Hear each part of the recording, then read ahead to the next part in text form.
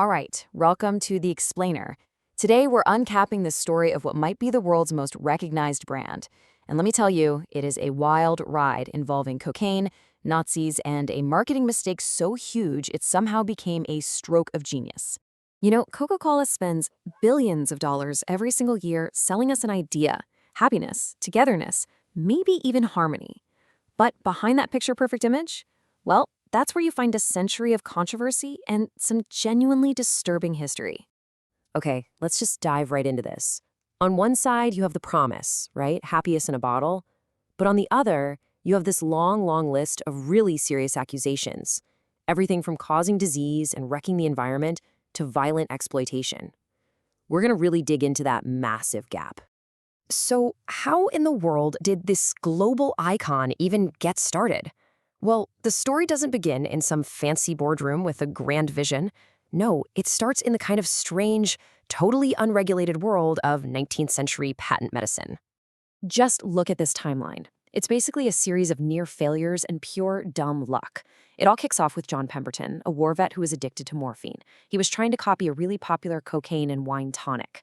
But then, Prohibition hits Atlanta, forcing him to take out the alcohol. In a moment of pure accident, he mixes the syrup with carbonated water, and boom, Coca-Cola was born. The tragic part? Pemberton sold off the rights and died completely broke, with no clue what his invention would become. Now, the company today will tell you the name is just a nice-sounding alliteration, but that's just not true. It is a direct reference to its very controversial origins. For decades, the drink actually contained the coca leaf, and it wasn't until 1929 that they finally figured out a way to get all the active cocaine out of the formula. But here's the thing. The real secret to Coke's success was never the formula. It was the marketing genius of its new owner, a guy named Asa Candler, who, get this, allegedly forged documents just to get full control of the company. Candler didn't really invent a drink, he invented a brand. I mean, this guy was a marketing animal. He plastered the logo on barns, billboards, literally anything that would stand still. He mailed out coupons for free Cokes, knowing those addictive ingredients would bring people right back. And he totally shifted the message from a brain tonic to this wholesome, everyday drink, using Santa Claus and attractive women to make Coke absolutely inescapable. Now, this is where the story gets really wild. Coca-Cola played both sides of World War II to fuel its global expansion. In the US, they got themselves declared an essential wartime product and then used taxpayer money to build bottling plants for the troops. Meanwhile, over in Nazi Germany, they were advertising right alongside swastikas and supplying Hitler Youth rallies. And when the Coke syrup got cut off, the German division just invented Fanta to keep the business running. And guess what? All those profits went right back to Coke's headquarters after the war.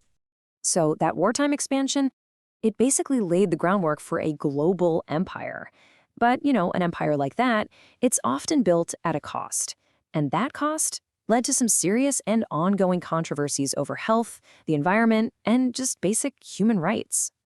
As the science connecting sugar to obesity became pretty much undeniable, Coke needed new customers to keep growing. So they went after a cradle-to-grave strategy. And a big part of that was signing these exclusive deals with underfunded schools. They literally paid them to push their products on kids, trying to hook them as customers for life. And it's not just health. The company's massive thirst for water and sugar has left a devastating environmental footprint. In India, bottling plants have been accused of poisoning groundwater with toxic sludge and even selling drinks that were contaminated with pesticides. Then in Mexico, a former Coke executive actually became president and allegedly gave the company special access to the country's water reserves, which led to shortages for local communities. Just listen to this. This is a direct quote from someone living near one of those bottling plants in India. It's such a powerful reminder of the real-world impact when a giant corporation moves in. For so many, the arrival of Coke meant their water changed, their land dried up, and their entire way of life was just destroyed. And believe it or not, the allegations get even darker from there.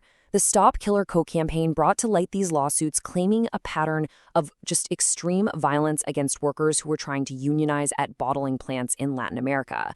We're talking accusations of kidnapping, torture, and even murder. Now, Coca-Cola denies any involvement, but these claims have been dogging them for decades. So after all of that, all those serious, heavy controversies, you'd think their biggest PR disaster would be related to, well, any of it. But nope. Ironically, it came from a decision to change the one thing they thought mattered most: the actual taste. Okay, so picture this. It's the 1980s, and Coke is actually losing the war against Pepsi. You remember the Pepsi challenge? It claimed people just flat out preferred Pepsi's taste. And what's crazy is Coke's own secret tests confirmed it.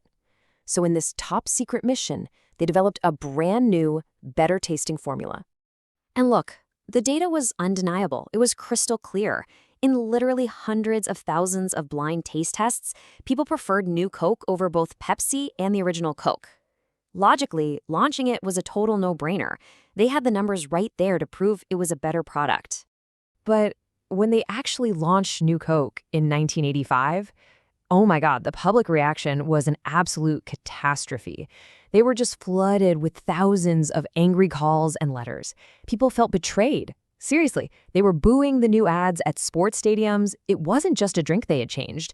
It was an American icon. And the public was furious.